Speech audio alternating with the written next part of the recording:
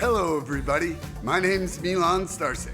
Welcome to Freedom Rising, a podcast dedicated to empowering individuals on the journey to personal growth, lasting serenity, and freedom from addiction. Tune in and join the movement. Your journey to freedom starts here. We neither represent, promote, or demote any 12-step program or organization. We are merely souls on the path of recovery with the desire to expand our lives and experiences and share them with you. Hello, everybody. Hi, everyone. Welcome to the 201st Recovery Freedom Rising podcast. It's Shannon and I going on the first of the third century of this. Yesterday we did the 200th episode. I just want to thank everybody again out there who's been such an amazing part of this show. Shannon, you included. It's been just such a miraculous journey through time and soul here. Congratulations, my friend. That's wonderful. No, we did it in under a year even, which is absolutely insanity. And so it's been amazing, and it has inspired so much growth for me to learn. You know, it's been such an educational experience getting to come on here with friends like you, discuss topics, really explore how we think we know them, and maybe find out how we don't in that process too, you know? I think that for me, it has been the source of inspiration and given me a lot of the signposts of where my recovery needed to go. And it's really helped me grow. So I'm really grateful. Yeah. Today's topic is reparenting the inner child, nurturing the self we neglected. And I picked this one because it's come up a few times in conversations with people at meetings where, you know, a lot of people say that, you know, our emotional maturity kind of stops at the year that we became, you know, active users. And I don't know if it completely stops in every format because we do learn how to weave our way through society. But I do think that there's a lot of it that does stop, you know? And so in some ways, you know, I'm a 53-year-old going on 15 right now. And so, and then also some of the journey that I've been on recently is, you know, listening to In the Realm of the Hungry Ghost by Gabor Mate, which really, you know, talks about like different atonement trauma and various traumas and how they've kind of almost built us to be addicts in receptor wise. And, you know, one of the things I love that he says though, is that, you know, like that's not a terminal sentence forever. Like we have enough neuroplasticity to change things. And, you know, man, I'm living fucking proof of that right now. Like for myself anyway, you know, cause I only know where I was and where I'm at now. But, you know, I think that in a way, this topic is like, it's our act of returning to the parts of ourselves that we like, that were wounded, ignored, or silenced, you know, like just the damaged goods that life created with us, you know, like some like, and that's a little bit where I feel like the 12 steps kind of can fall short in some ways, because I can't do a moral inventory for, you know, the amount my mom looked at me with love, the number of seconds and the receptors that created. Like, I'm like, how do you freaking inventory something that happened in the very first month of your life, you know, that it just created you to be very susceptible to endorphin creating substance consumption, right? You know, like, and so we start to learn to have love and patience and create safety for ourselves in the way that, you know, that little child always deserved in our life. And, you know, like, nope, I really would like to put a disclaimer here. I'm not blaming parents. I'm not blaming society. I'm not blaming teachers. I do believe that there can be a large mountain of trauma just created by ignorance and not having enough time. Like I would like to say and give the grace that I think everybody's doing the best they can in the circumstances they are, and those that aren't, F you. We don't care. Then get off of you. Like I don't want somebody who's just mean. Go ahead and be mean somewhere else. I don't need it. But you know, so I think in the process, we've obviously been learning that healing isn't about just abstaining from substance. It's about nurturing that neglected emotional self that we're trying, that we tried to protect with substance. It was like when life got too much, what was the solution?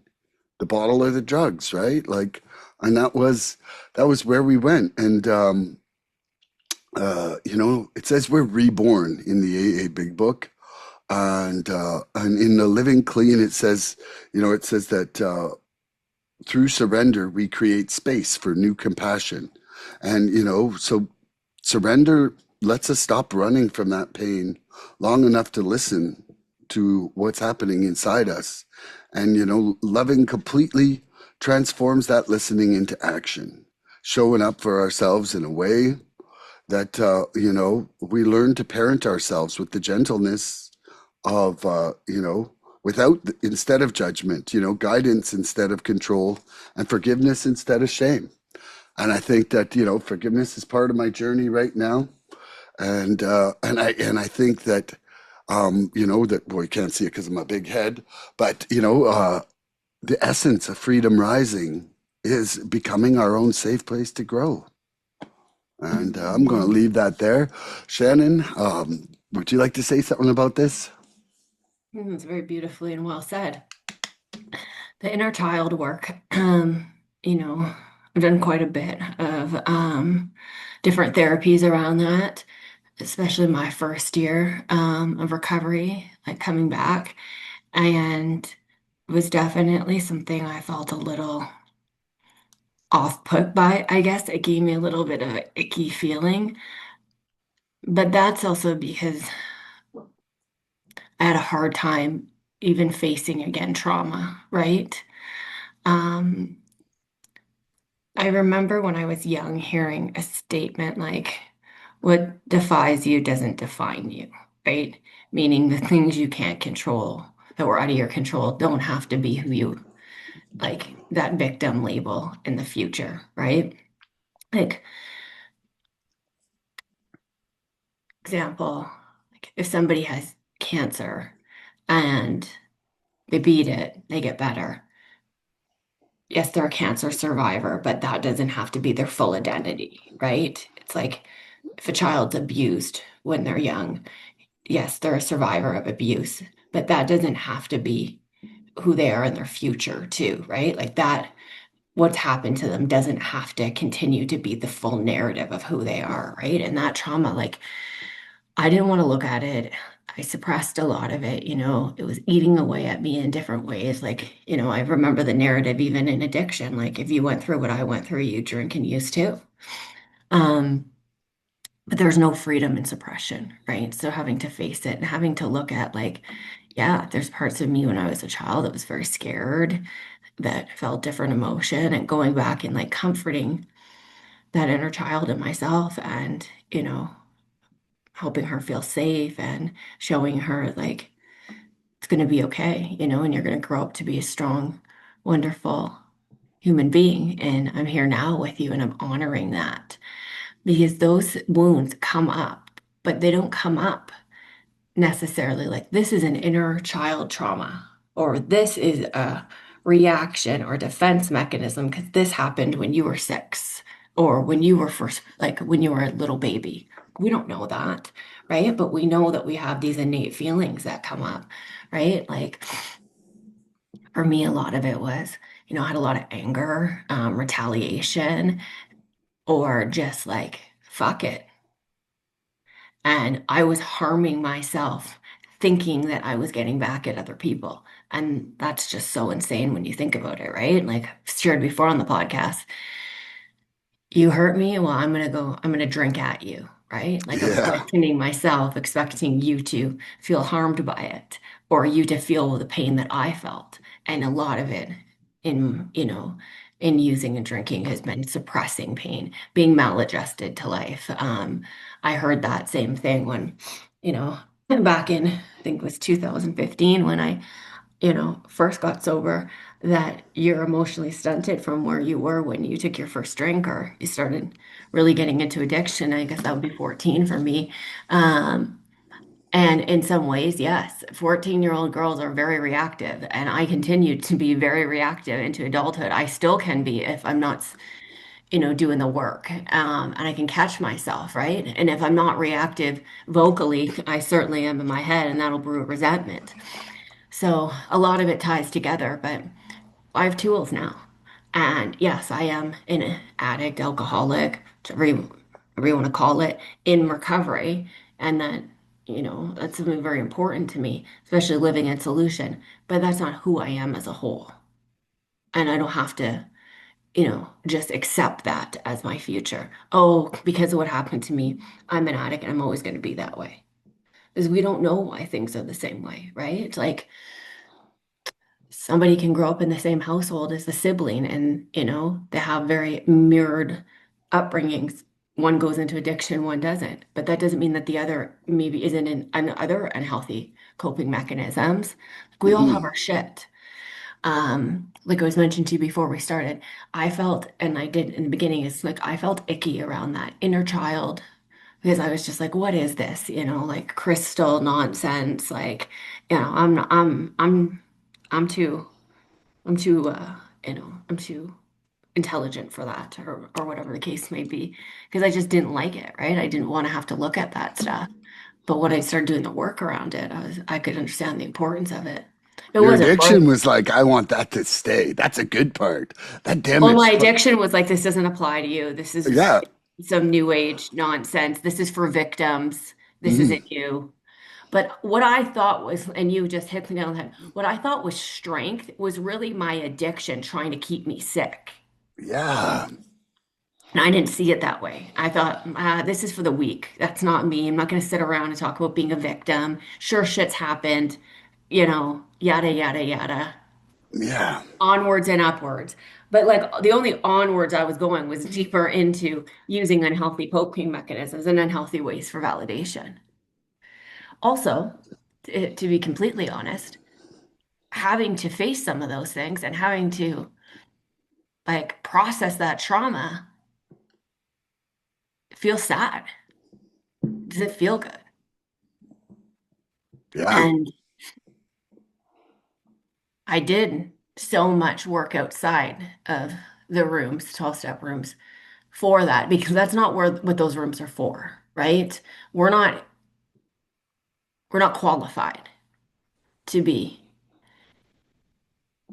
labeling things, making diagnosis, trying to help people process trauma like that. Like, we're here one addict helping another, right? Meaning I've been where you've been, here's where I am now. Let me take you through the steps and, show you how to live free of addiction. But we're not Mhm. psychologists, we're not psychiatrists, we're not specialists in trauma, right? We're not healers. So, like, yeah, it's important to me. It was important to seek outside help for that. Another thing I learned on the journey, and like we could have a whole podcast on this. Maybe that's what this is going to turn into today, is trauma is stuck in your body. It's not something that talking about is going to release. Mhm. And that's what I was like, I could handle to a degree, but yeah, I can talk about some uncomfortable things that have happened and where I'm at now. And I can use that to help someone else. And I'm good with that. I'm good. I'm good with accepting that. But what I didn't realize, it was so trapped in my body that I actually had to physically process those traumas out and being able to get proper help for that. Game changer. Like that book, Your Body Keeps Score, right? Trauma really is in our body. And I even didn't even like the word trauma for a long time. And I still today think it's thrown around a bit, as a buzzword. But Mhm. who am I to decide what somebody else is, how they identify of feeling trauma or being traumatized. Mhm. It's all in varying degrees, right? But like a good addict, it's like, well, mine's worse than yours, or mine's not as bad as this person, so I shouldn't even talk about it. Yeah. And that's where, like, first of all, I want to say that we're not responsible for our trauma, but we are responsible for our healing. Like we're the only ones who 100%. who can do the work. Like, And blacking out isn't healing.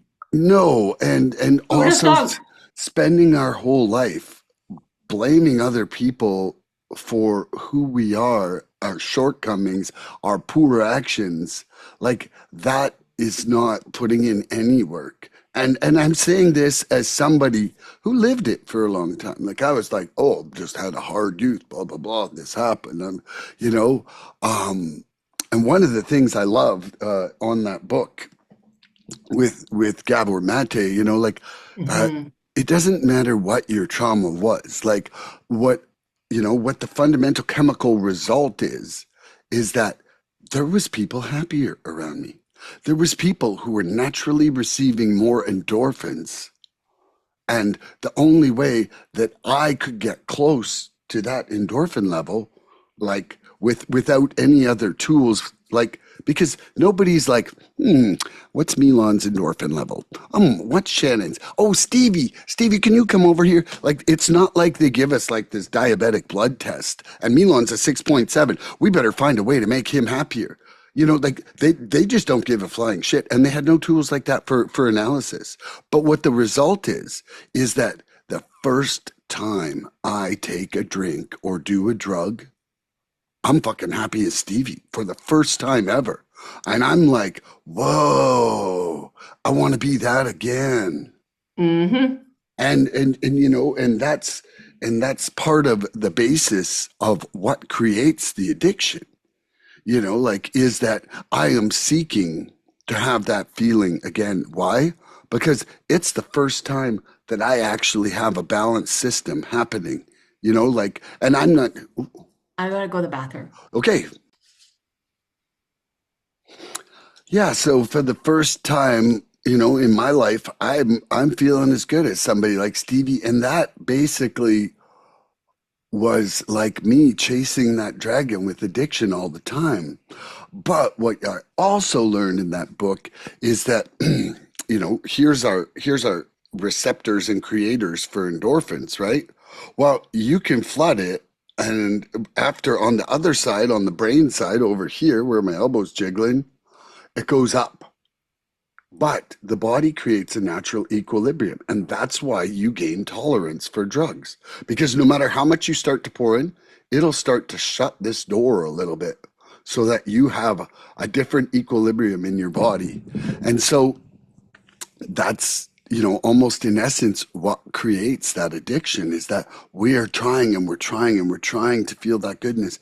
And the body's like, no, no, no, no, no, no, no. We have a balance here. You can't just change the way the bank works, you know? And so I think for me, it's been a real process about things like talking to you before we came on. I took an extra big night of sleep, everybody, last night, and guess what? Milan's like way more happy inside himself today, feels way better. I chose to do a walk in the dark before we started this because I wanted to get my vitality up and my energy level happening for this show. And then here I am eating a good smoothie. Like, there's ways that we can start actually like rewarding life in a way that's healthy for us. One of the biggest things right now that I'm really trying to reframe in my life is when I have something to celebrate, I want it to be healthy. Like, my first thing is like, let's go out and eat, which will be shitty food almost every fucking time, or get myself a treat, and then I feel like crap after. It's like, why do I have to reward myself with something that damages my life force effort, you know? And so, um, you know, that's also nurturing that self that we neglected. Like, it was not putting two and two together in a actual cause and effect thing with our treatment of ourselves. Yeah. And are you ready for a question? I am. Okay. I thought you were like, please. Send me a question. Okay. Hang on. Excellent. Excellent. That's right. Recovery invites us to become the parent our wounded self always needed. Okay, you're gonna have to do it with Yeah. a regular voice because Okay. I won't be able. I can't. I won't be able to understand the question. Recovery invites us to become the parent our wounded self always needed. How have you learned to show yourself compassion instead of criticism? No, am I still learning to do that? Oh, Um, but how? Tell us. Tell us. right? Tell us Yeah, all your like that's still secrets. something that's ongoing. Well, for one, I show myself grace and realize I don't have to be perfect. Mm, I stay close to God in those things, right? And I review how I'm showing up to things too. Okay, how did I feel today? Like in my inventory at the end of the night, right?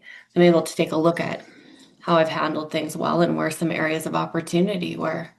Also, a big eye opener for me was when I just hit my 2 years and, some really loving, kind messages that people that are in my inner circle sent me about, what they've seen in me. And I didn't even let that hit. It was just like I automatically was about to be like, oh, thank you. That means a lot. Like an automatic response. And I'm like, if I'm saying it means a lot, then that means that what they're saying has to be meaningful to me. yeah. Where's the block in me receiving that?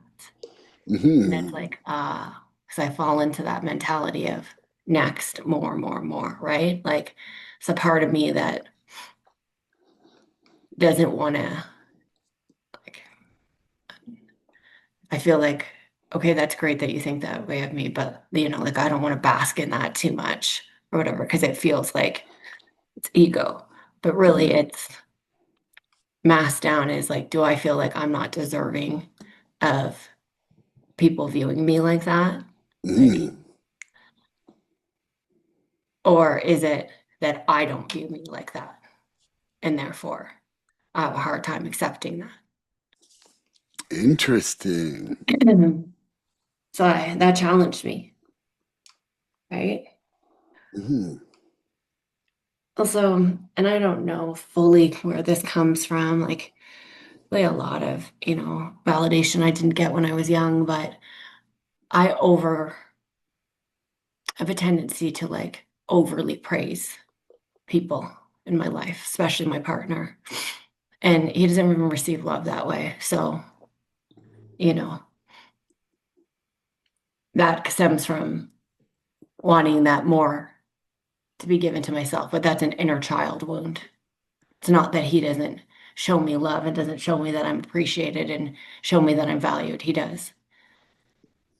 His actions align with his words, but his actions are more prominent than his words are, which should show me that he really means that. Yeah.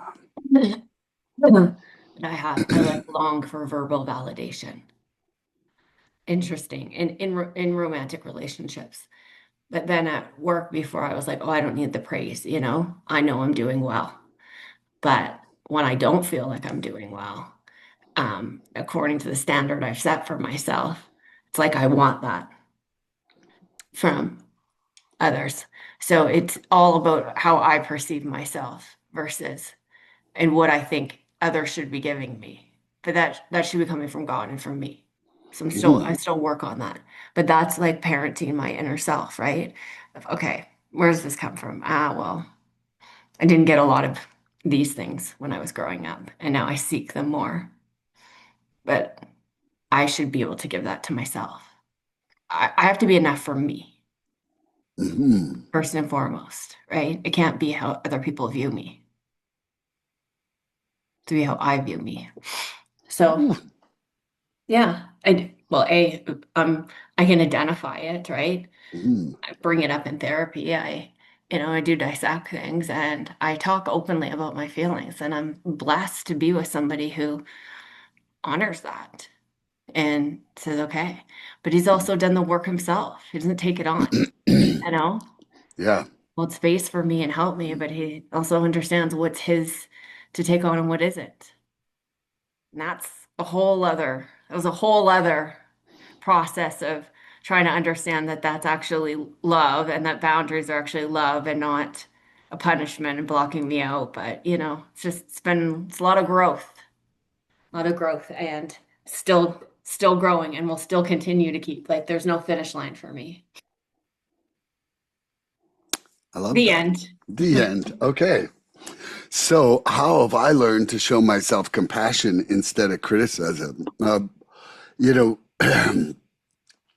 I think that coming in, right, I was a pretty dissatisfied person rolling in the doors of options and recovery as a whole, and part of it really was because I wanted to be the puppeteer. Like I put. Prior to my first step for everything was blame on other people, because I wasn't taking any ownership for my own perspective and my own reactions to the world, right? But it's really funny because I was at a meeting on Thursday, and the JFT kind of was talking about, you know, uh, the just for today was it sort of related to when you're trying to control, what you're trading for it. And, Mm, and and it was like, you trade freedom, you trade your curiosity, you trade your creativity, and you trade your serenity for control. Like and you still may not get control, but even just in the act of trying to do those things, right? And so when I look at, my compassion instead of criticism, and I can still do some pretty critical comments, let me tell you, okay? Like I'm no by no means cured, but I am a lot more I'm a lot more honest with myself about what I'm doing to myself. Even if it's a few minutes, hours, days later, I'm like, whoa, whoa, whoa, whoa. Like that's never going to be like that, And so I think that inside the compassion comes from surrendering that perfectionism, because mm, and acceptance. And kind of got a tattooed here on my arm just for a reminder. And and then, my quest right now is trying to love completely. And, and I was saying in my intro there, but forgiveness is a big part of that. Forgiveness of myself, because if I don't forgive myself, it's just like when I don't forgive you. And like Shannon stole from me. Shannon comes over and I'm like, fuck Shannon, man. I don't fucking want Shannon in my house, man. I'm not giving Shannon nothing. Like my instinctive reaction is to cut off love.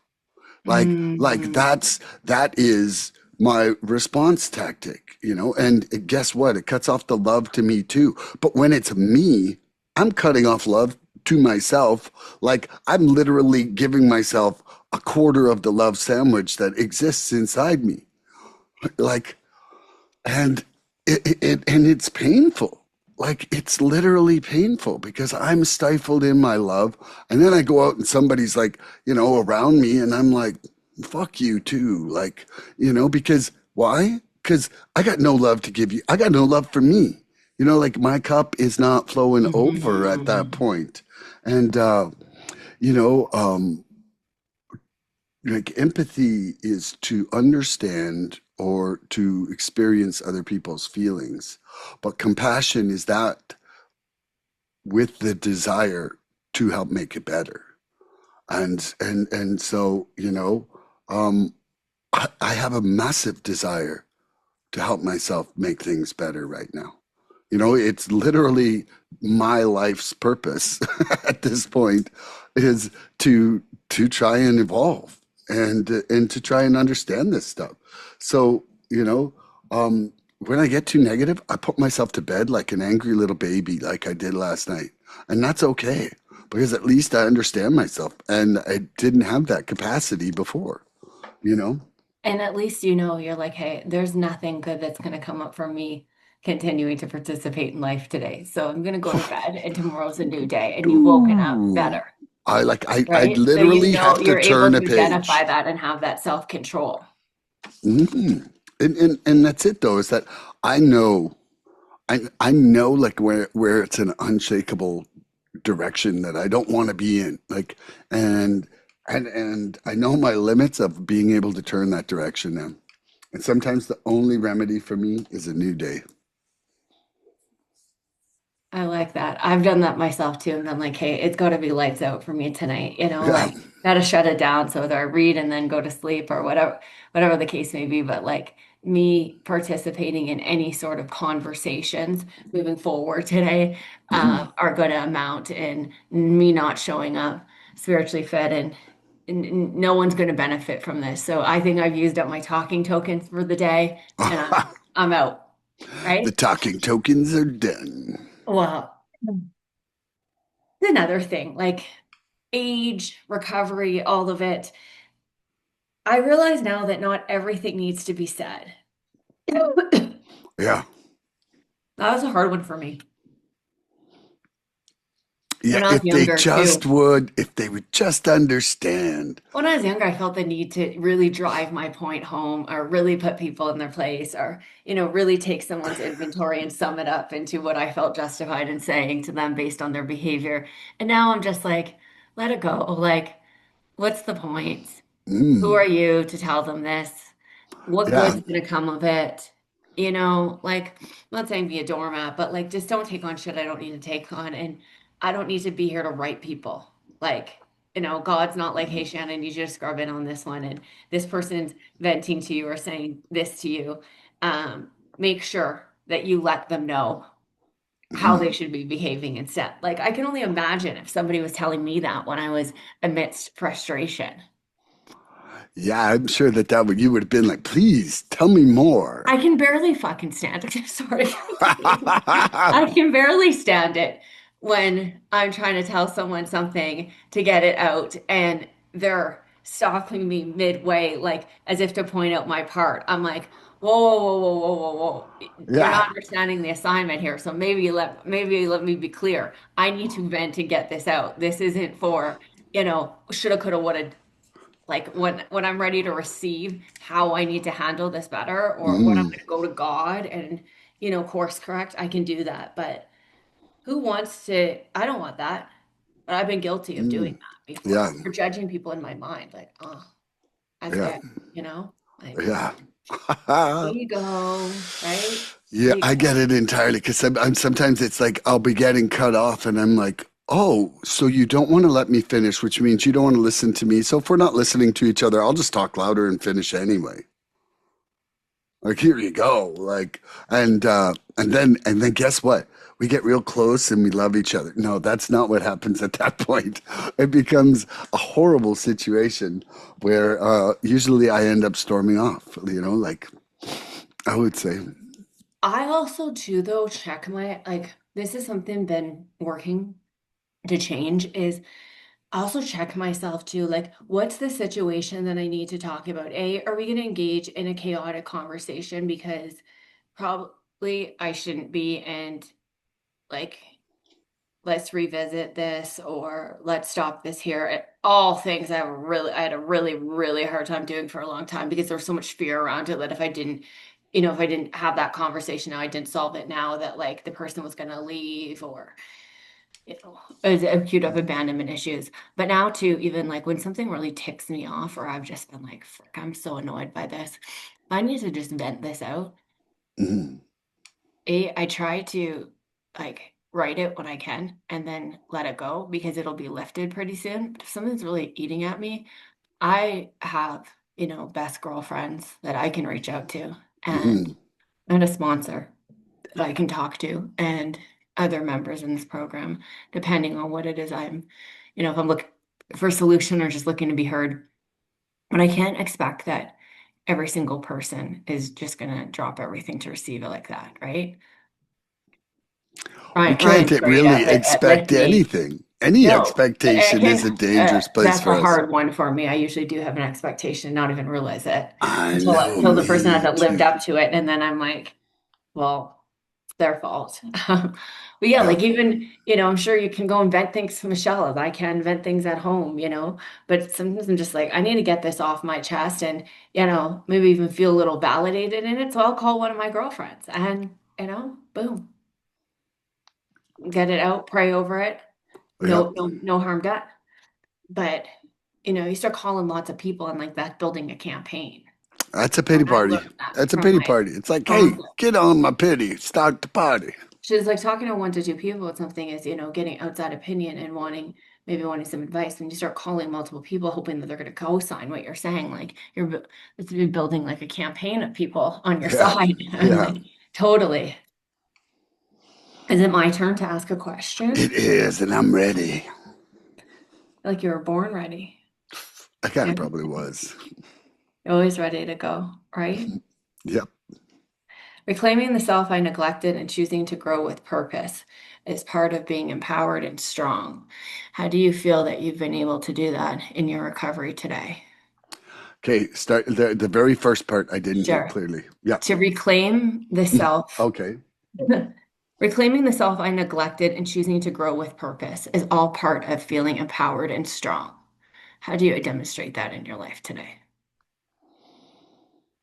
So, I think this is almost, like I feel like when they say you have to change one thing and it's everything, you know, I really feel like I'm trying to rebuild myself from the ground up, Mm, and so when I'm looking at who was traumatized, that child that was traumatized that is now still inside me, right?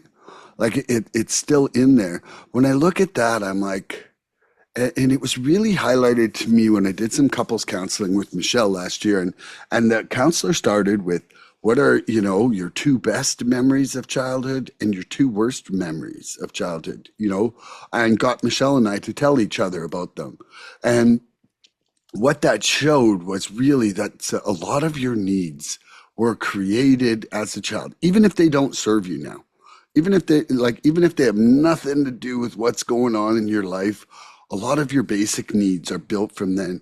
So if I'm changing everything about me, it's really important for me to inspect the foundation of this house, which is that inner child. Like everything's sitting on all those needs and expectations and that trauma and my reaction to things. So, hmm so for me, what happened was is I did a couple sets of the steps and I'm on my third set now, and I'm like, there's something wrong here still. Like there's something that isn't getting addressed, you know? And then I was walking one day listening to a speaker tape and I listened to this guy, and he was talking about how your beliefs, like it wasn't, he was like 20 years into the program where he did a set of steps on his beliefs. mm And that was his focus of his inventory. So I tried to bring that into this round of my steps. And um, And then now, like even just kind of from one podcast guest talking about that book by Gabor Mate, like that's opened up a whole nother avenue that I need to explore really for myself, mm because there was literally hundreds of points in that book where I'm like, that happened to me. That was me. That's my reaction. That's I love that book. yeah. And so what I've discovered is that these 12 steps alone aren't going to help me address some of these things. And that's okay, because they did keep me straight. They got me in the door. They've got me pretty fucking, happy, joyous, and free, Mhm. but they're not getting me completely free. And I whether that's even attainable or not, I'm going to find out. Like I'm willing to do the work to try to find out. And so, there's just a couple different avenues that I'm going on. And I think for me, it's like, regularly checking in with myself, regularly looking at myself, being honest about that, not trying to not trying to patternize my recovery. You know, like where it's just like, okay, 5 things to do in the morning. I do those 5 things and I'm not even fucking looking Mm. and I'm not even looking for growth, right? Like I when I'm doing I have a pattern in the morning, but when I'm looking at my two-way prayer, I'm like, okay, now what am I starting to just, Milan memorize? And where am I really listening here? Where am I actually asking for guidance? And where am I listening for it? Milan memorize. Yeah, like it's just like I can be a really good student. Like I could be your favorite student. If I was in your class, I would show up with my work done every day. I put my hand up for every question, and I still might not be growing. It just means that I'm just turning on the memorization like regurgitation machine, and so I'm forcing myself, and that's one of the things. Like my new sponsor, man, she is wild. Like she doesn't put up with no bullshit. Like she is just like right to the root. She's like, okay, boom. You think that? Boom, let's go. Yeah. Boom, let's go. And like we'll be in the middle of reading the book and then she'll stop and do some shadow work on me and another person and be just like pinpoint. How do you think about that? And I'm like, not the same now. Like, it's pretty amazing. So yeah, I hope that answered your question because I certainly went in a tangent there, but No, it really did, and I love hearing your perspective too, right? Yeah, so reclaiming like the self I neglected is, really, first of all, understanding what parts of me I was neglecting so much. And obviously that was my own self-esteem, my own self-worth, um, loving myself, giving myself permission to take a break, to slow down, to feel my feelings. I didn't allow for that. I needed them out as soon as possible, numbed out or gone. mm, Um, I remember being in addiction and feeling so low and so bad for myself, but it was always like something externally needs to fix this. It can't be me, right? And giving myself a little bit of grace in that moment, but I was self-punishing too, right? Like I've punished myself for things that never should have. So I try to be a lot more gentle. Like I even will say to myself, okay, self, like, I'm giving you a little breather here.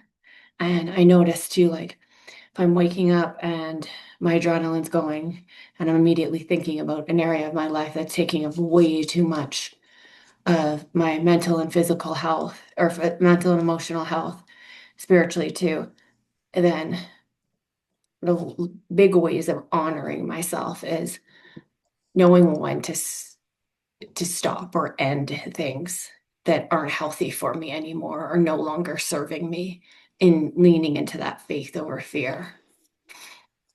It's a process, but boundaries, saying no, that one's a big part of honoring the parts of me that I've neglected before because I was a people pleaser or just wanted to be everything to everyone, more for my own ego sometimes too.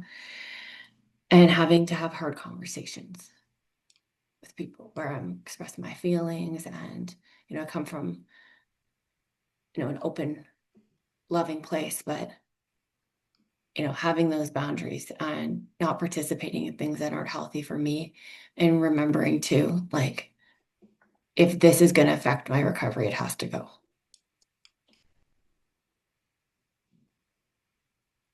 So yeah, just lots every day, something will pop up, but it's a journey. And I'm so grateful to be able to be on that journey and not here,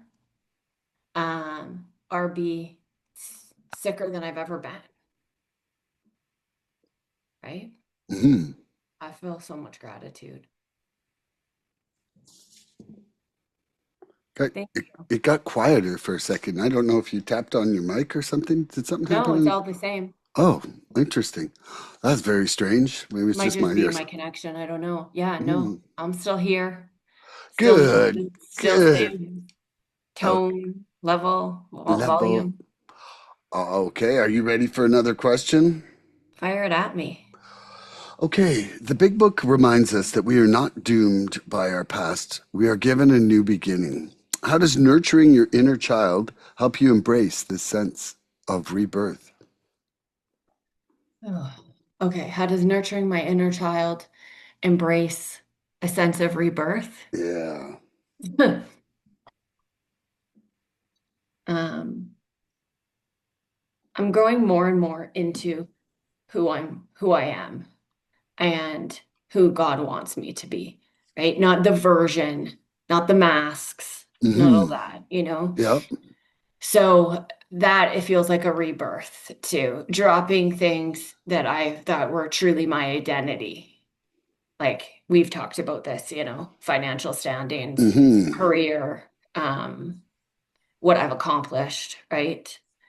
Not that I ever stopped to even, acknowledge those accomplishments or take a good hard look at what I sacrificed to have them. Nothing was ever enough, right?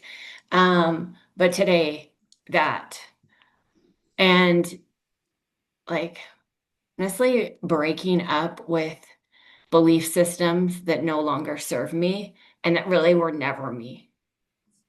That helps me. Like that's like a rebirth in my thinking too. That's it. Think that's pretty much like Okay. how I feel like I'm Yep. being born. Like this whole last 2 years has felt like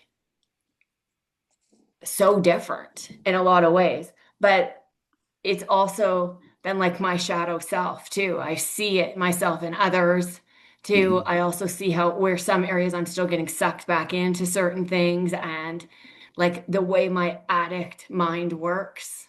I Mm-hmm. I am identifying it more now and being like, this is my disease. Yeah.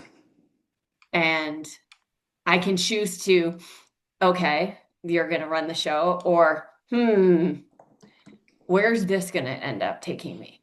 Mm-hmm. Like, for example, that feeling or that thing, conversation we have with ourselves, one more time, and this is going to be different. Tonight, I'm going to go out and I'm going to nail it. Do you know what I mean? I'm not going to drink Oh, too much. Like you're pep talking the yourself, world's greatest lie. The world's right? greatest lie. Cocaine's not entering the chat tonight. I'm I'll see you at home after one drink. It's so and so's birthday. I'm in a good mindset. I'm going out in a good mindset. Let's keep this energy going. Blah, blah, blah. Oh, yeah. Or what a doozy that was. Oh, God, just get me through this one, me through this depression and anxiety I feel after, just ruining myself. And I'm not going back to that again. Like it's going to Mm-hmm. be a new me. Once I get these people off my back and I get everybody calmed down and the waters are calm again, there's no way I'm going to Mm-hmm. create another tidal wave. Like that. That's just not going to happen. What just need one more time, One more. The insanity. But that shows up in my life in other ways. Mm-hmm. Well, okay, but I'm just going to stay for this much longer and get this. And then, oh, well, actually, maybe just if I just keep doing this. And then I'm doing things I don't want to be doing anymore. Yeah. And I still have that addict mindset where it's like, okay, this is setting a boundary. This is saying no. This is changing the direction of how I want my life, the trajectory of how I want my life to be in one aspect or another. But then I'm like, well, is this really me, or is this my addict brain trying to tell me that it's just time to go? Or, maybe my addict brain that's telling me to just stay in this chaos is actually my normal self saying, you've made too big of a deal about things. In the book where it says, perhaps we've made too, Yeah. you know, I made too much of a situation. Like, frick, that's why I gotta have people that I trust that are close to me and mentors and like a sponsor and, my partner that know me. So when I say things, sometimes I need, like, it's not like I need their permission to make a decision, but sometimes I got to check, and I got to pray to God and like wait for that answer to be revealed, like truly revealed, and then honor that to know that I'm making the right decision. It's called calibration, and that's what Gabriel and I do. Like literally, we're calibration brothers. Like you need a calibration community when you've come Yeah. from a world of such delusions. It's absolutely essential. Like Ron said to me the other day, um, just don't make this decision out of emotion, right? And Ooh. when he came home, he said to me, I know that when I said that, you probably took that as a criticism of like, don't tell me to be emotional or blah, blah, blah. And I said, typically, yes. But I understood where you were coming from because you were reminding me, like it wasn't a criticism, you were reminding me, like, hey, you're fired up right now, and rightfully Well, so. yeah, But don't handle things in this state yeah. because I realized that it's like, first of all, it's not impactful when you make big decisions like that, or Mm, you leave something, or you tell somebody something when your emotions are heightened. It doesn't land the same. mm, So being able to, let's take a step back. Go, okay, let's make a game plan here. Like, what's the most intelligent mm.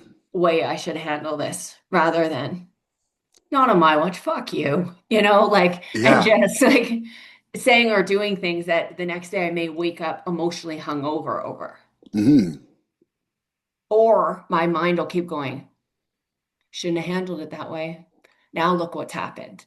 And then the justification, well, you know what, you were entitled to behave that way, blah, blah, blah, blah. Like it's welcome to adulthood. yeah. I'm out. Like, you know what I mean? Yep. I'd like to check out. Like, Yeah.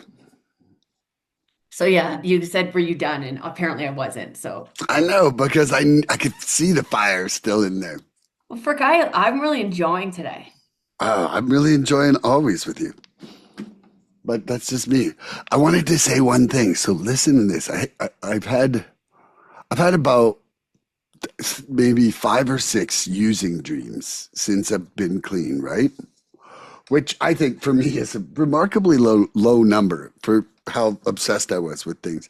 But last night, this was okay. In every other using dream, I was like, I never had the experience of using. I merely was left with drugs I was trying to hide and lied about to other people, and this feeling of remorse and regret. Like I was like, Mhm. oh shit, I'm fucking high. Like I've just ruined my life. And anyway, so last night though, it was before using. And I think that, yesterday's bad day bled over into my night and I was like in a real kind of fuck it mood. And so in my dream, I was like, fuck it. And there was like drugs presented. And the very first thought was, I won't be able to do the podcast in the morning with Shannon if I get high right now. It was literally my thought. And I was like, I might never get to do a podcast with Shannon ever again. Like it was such a weird thing. And I said, well, that's not worth it. And I didn't do it.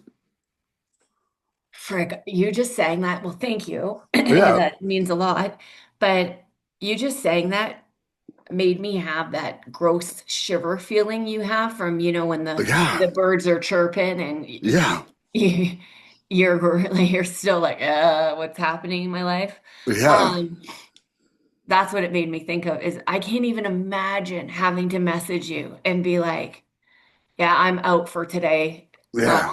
I'm on one. Like, oh, the shame that I would feel when I came down from that. I was like, no way. Like, because every other dream, it was me dealing with the return to lying, pretending, and shame of like just having done it. But this time the choice was there and I actually like saw the consequences. And the very first one would have been not being able to do this today. Like it wasn't like the only one in my life, but it was today. And And in my dream, it was really last night, which kind of shows like just I don't know. I was really proud of myself this morning for saying no. That's all I can say. Because I didn't even get the choice in my other dreams. It was like, whoops, you're high. And then I'm like, oh, I've okay. had some of those dreams recently, and I was even talking about them at home that like it's a doozy, you know? Like I Yeah. wake up like, oh my God, It traumatizes me for the whole day. I don't feel well. And then I'm like, oh yeah, it's around my 2 years. This stuff kind of had the tendency to happen. But some of them, I was just like, you've got to be kidding me. Like I was in my dream trying to be like, Mm, how am I going to tell my partner, my mm. family, like that I'm here again? Like, What crossed what? what crossed my mind was that that doesn't fit into my life at all anymore. No. Like I was just like no. Like I actually said no because I wanted this life and not that experience. Never happened in my life before. Never happened in my conscious life before. I always buckled. I buckled every single time. And so that was amazing. Okie dokie. So Can you give me 1 second? oh yeah, I can give you 1 second. I need to pee too. So okay, so the big book reminds us that we are not doomed by our past. We are given a new beginning. How does nurturing my inner child help me embrace this sense of rebirth? You know, I think with my with my reactions to the world, like how my perception is filtering things, right? Is nurturing or not nurturing towards my inner child, like in the respect that, like I used to victimize myself. I was the prince of the pity party. I was, like things were always happening to me, not for me. I had no gratitude. Like reframing that is like, saying the difference of like saying, you're having a shit day, child. Hey, child, you're having a shit day every day. Hey, guess what? This day's getting shittier and you can't do nothing about it.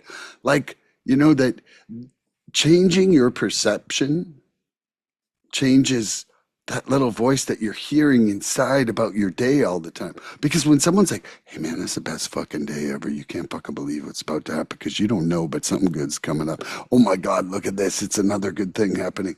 Like, how different is that little voice inside myself? And when I rest properly, when I eat better, when I exercise, that sets the stage for that inner child to hear better things. And and then what does that do? That makes that's like that love is that fuel of the rebirth. Like that feeling of love, peace, serenity, joy, that just like fuels that whole change like a snowball where it's rolling down the mountain and it's getting bigger and bigger, and fortunately it becomes magical, and and when they say like, don't leave before the miracle happens, you can miss it. You can miss it by not seeing it, you know and it's like that reframing with gratitude and reframing with love, like what is it there, my sister, not my sister, my daughter, she has these tea bags that have a little message, and the one today was gratitude leads to love. And guess what? I believe that. I think it's the yogi tea, right? Oh, okay, I don't know. Yeah, I think that's the brand. They have little yeah, messages on it. They're but so cute. I thought about it, and gratitude does lead to more love, for sure. For me, it leads me to loving each moment more by merely pointing out the amazing things. Um, yeah. So I think that's all I have on that one. Do you have another question for me, Shannon B? Sure. Yes, I do. Shannon B. Milana. Boop, boop, boop, boop, boop. I've written a couple things down.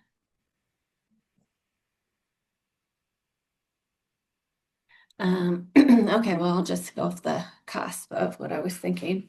So yeah, we talk a lot about like, feeling reborn again and nurturing the parts of yourself that you've neglected and like, trauma and how that shows up and addiction and everything else. And I guess I kind of wanted to know is like on this path of, you know, recovery and this like new life journey and everything, do you find still things that come up that maybe aren't triggers to drink or use, but triggers to act out in different behaviors? Yes, absolutely. Like, one of the hardest struggles to surrender for me is a response of anger. I've said it on this podcast before, Yeah. but it's like, due to like a lot of violence in my childhood, from Mm, 3 to grade 10 of having to fight pretty much once a week, it created in me like an active fight or flight response to where I can feel attacked when people aren't attacking me, and so then my response from that was actual like physically stopping someone and leaving, like because my whole thing was to be able to get away walking and not be the one on the ground at the end of an altercation, right? And so when I feel attacked, then I'll respond in anger, like to shut someone down. And I'll say something really mean or say something that I feel will stop it. Like we'll stop the conversation, whether that's a good or a bad thing. And that's obviously pretty much usually a bad thing to want to shut other people down with violence in words. Like, like emotional abuse is still abuse, right? hmm And, and I became a master at it. And I realized recently in the last 6 months that that is a leftover from that. And that's part of something that I'm trying to work on is seeing when that's even started. And part of what I'm trying to do is, to really reframe in my brain. It's like, that is like this scar that's here on my heart that's just not letting regular love and interaction in sometimes, hmm and I need to open my heart up and stop like catastrophizing the situation, where it's turning it into that fight or flight thing. And I would say that for me, that's absolutely the biggest situation that needs work for me, because first of all, it's no fun feeling like you're being attacked, because when you feel that way you don't feel loved, right? And then it's no fun having to make amends for something that you didn't even really want to do anyway. Like that's like some hmm instinctual response, right? Yeah. And what about you, Shannon B? hmm Yeah, like sometimes my instincts are to distance myself from people or situations, not in a healthy way because I'm angry with them. Um, I want to just like retaliate and act out in a way that's punishing. So that's something I have to keep a watchful eye on for sure.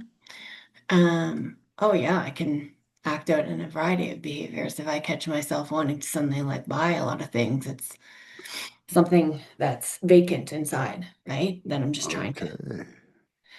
feel that way. And it's a self-sabotage in a way too. I've realized, like, especially as soon as I'm like, hey, I'm gonna be more cognizant of how I spend my money. It's like within seconds, oh, I should probably order this. It Yeah. like I just want I it's like try to set myself up to fail without even realizing it. And then I take a step back and go, whoa, what's off with you? Yeah. Yeah, it's a lot of inner work to control how I show up externally in life.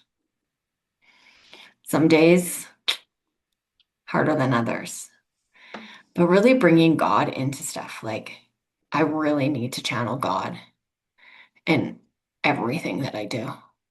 Hmm.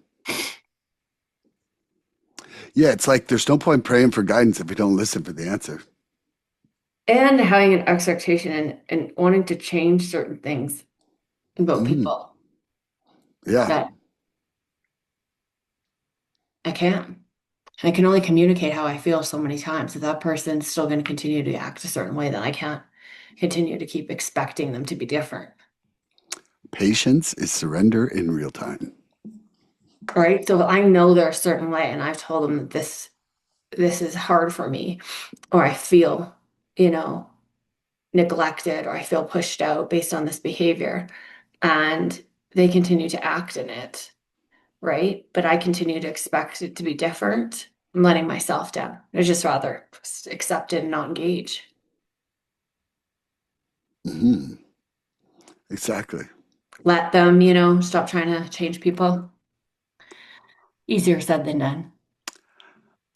Yeah, I can think of a few examples where, man, I wanted to give some unsolicited advice this week.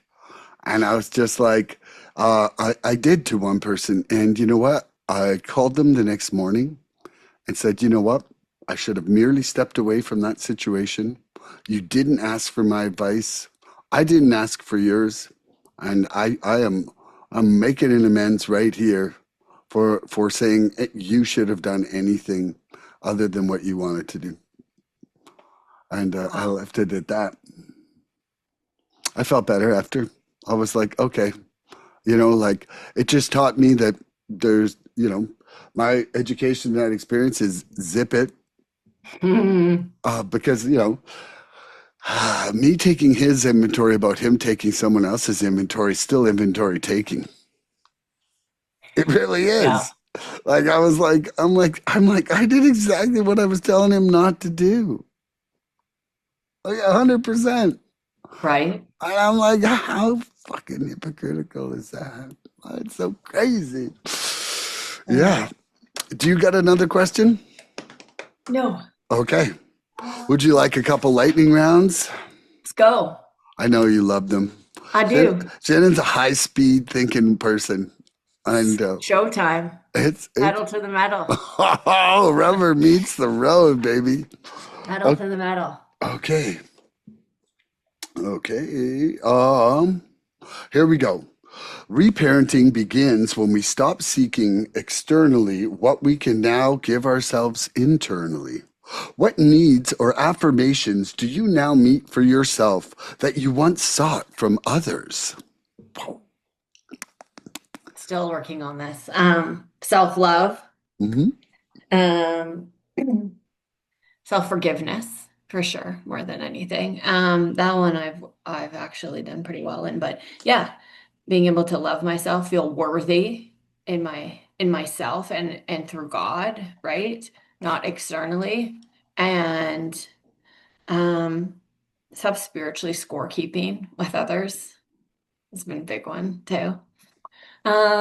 So yeah, just really when it looks like, why do I not feel like I'm getting what I need from this person? It's stopping and going, what part of self is in fear right now? And then turning into that, right? That'd be personal relationships, everything like even in financial stuff. I'm worried about money. Okay, what can I control? What can I? Boom, Woo. done. Whoa, here we go. Okay. Mic drop. So what needs or affirmations do I now meet for myself that I once sought from others? You know, I feel like I was in a perpetual state of like needed an attaboy or a good boy or like some kind of approval on every single front in order for me to have experienced something as good. Like it needed an external like co-pilot of like, hey, that was good. Yeah, yeah, that was awesome. And right now, I kind of like start my day and fuel myself into this situation where physically, my heart's beating, my circulation's going, I'm feeling good, and and I'm sitting in a place where I would say I'm reasonably serene, massively content, and pretty fucking joyful and I'm just not like I don't need you to tell me this is a great day. I can share a great moment with you, but I don't need you to tell me this is a great day because I'm already feeling it. Woohoo! Okay, are you ready for another one? Let's go. The 12 and 12 says humility allows us to see ourselves as we really are. How Mm. has humility helped you meet your inner child with honesty and kindness? Being able to show vulnerability, right? Acknowledge that to myself, acknowledge that to other people too. So if if I wasn't practicing living in humility, I wouldn't be able to show a vulnerable side of myself and be able to ask for help, right? And to understand, like, I don't have all the answers, I'm never going to. And there are parts of me that, I still need to nurture and need to heal, and that's okay. And I don't need to feel any shame in that. There's actually strength in that. And turning, what I used to look at as condemning myself and supporting myself instead, I found through, getting honest, getting real, and removing the masks. That's what humility looks like to me, too. I love that. Woo, okay, so the 12 and 12 says humility allows us to see ourselves as we really are. How has humility helped me meet my inner child with honesty and kindness? Like just as I was catastrophizing all of my life and my perception, I was also catastrophizing at what my life had, you know? And and it was a pretty harsh dialogue that was occurring inside, you know, and I think that now with this program of doing my steps and inventory and like for me I really feel that there's an amount of honesty, courage, and humility inside a really honest inventory, and that allows me to say, hey, I'm not so bad, or hey, I'm getting better. Like there is positive change happening. And just because I'm still fucking up on a bunch of different levels doesn't mean I'm a fuck up. It means that I'm work in progress. And having that compassion really changes that. Okay, you ready for another one? Hmm. Loving completely transforms shame into self-acceptance. It's how we speak safely to into our own hearts. How do you practice unconditional love towards the most vulnerable parts of yourself? Not beating myself up when I fall short, right? When I'm having a trying day, giving myself grace and permission to, right? Acknowledging my feelings and realizing like it's okay to feel those. I don't need to drown them out. I don't need to try to fix them. I don't need to change them. I also don't need to make them my reality. Um, but realizing that the real like work and growth is going to come from external, like internal from me, right? And being gentle with myself, that's been huge. Also like I've heard before, you'll never say more words to anybody else than you do to yourself in life. So, watching how I speak to myself, because how I speak to myself is how I'm going to start to view myself. So, if I'm saying more loving, kind, nice things to myself, I'm going to have that perspective of myself. I'm going to treat myself better. If I'm condemning myself and saying negative things, then, you know, I wouldn't talk to somebody else like that I loved. Can't talk to me like that. Ooh, ooh, Shannon B, sizzling up the Boom, page. boom, boom. Boom, boom. Okay, so how do I practice unconditional love towards the most vulnerable parts of myself? I'm not sure I'm able to yet, but it is a quest of mine, like I find myself, I, one of the things I ask is how can I love completely in my two-way prayer every day? And one of the things I do before I start doing any of that prayer or responding is I read that First Corinthians 13 out loud to myself. And to anybody out there who doesn't know, it's basically like I would call it the biblical definition of love, but it's a it looks at every little loophole. Like you think you can kind of love, but you think your love's completely. Well, it shows you all the little things where you're not doing. And so for me now, I try to hold my actions and the way I treat myself up against that, and it's a pretty high standard, but it's at least showing me a lot of places where I used to lie to myself about things, and I just won't do that anymore. Ooh. Okay, you've got another question in you, Shannon B. Yeah, let's do one more. Okay. When we reparent ourselves, we stop blaming and start nurturing. Growth replaces guilt. Mm. How has compassion helped you release self blame for your past? How has Biggest, compassion the helped biggest you? component is I have to realize that things that have happened are some are out of my control and they're based on where I was at in my life, right? And I can't change that, but it doesn't make me a bad person. Um, and like how I would work with another woman and tell her the same thing. I need to believe that about myself, right? I can't let myself focus on negativity or stuff that I feel shame around and, you know, marinate in that because it's just going to get me sick again. I have to acknowledge it, let it go, and then move forward, right? Like it's life's a journey. Nobody's got a perfect track record. We're not supposed to. And I need to give myself compassion. I'm not where I was. And, there was still a lot of good in who I was before. And I want to focus on that moving forward and growing. Ooh, ooh, wee. Saying that was a good one. How has compassion helped me release self blame for my past? You know, compassion, like I was saying, is having empathy for myself, but also the desire to change. And oh, I didn't start my timer. Sorry about that. Um, and so, if I actually really have a desire to change, coupled with the willingness to change who I am, then that self blame starts to go down with the more work I do. And I don't think that um, I don't think that there should be no amends. I don't think that there, but a big part of my amends is changing who I am, right? And a friend said this at my meeting at my house last Saturday. You know, if you would not do what you did before, then continuing to not forgive yourself is like convicting an innocent man. And then the next morning, I heard one other thing, and I'm going to finish with that because I think it's fits right in. Is that justice is served once, injustice is served repeated times if you don't forgive yourself, and that to me is a big part of it.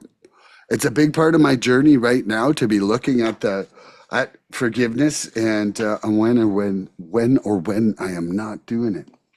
That was awesome today, Shannon. I I love love you. you, my friend. That was great.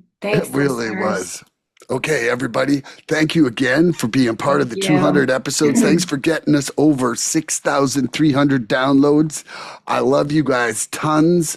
And tune in next episode for more recovery fun. Bye bye, everybody. I love you. Oh, God. Please help us help others. If you like what you've seen here today, please subscribe and share this podcast and help us get to 100 followers. We're looking for interaction with our audience. So please email recoveryfreedomrising@gmail.com or contact Milan South Okanagan Starcic on Facebook with questions, topic suggestions, or just comments. We'd love to hear from you.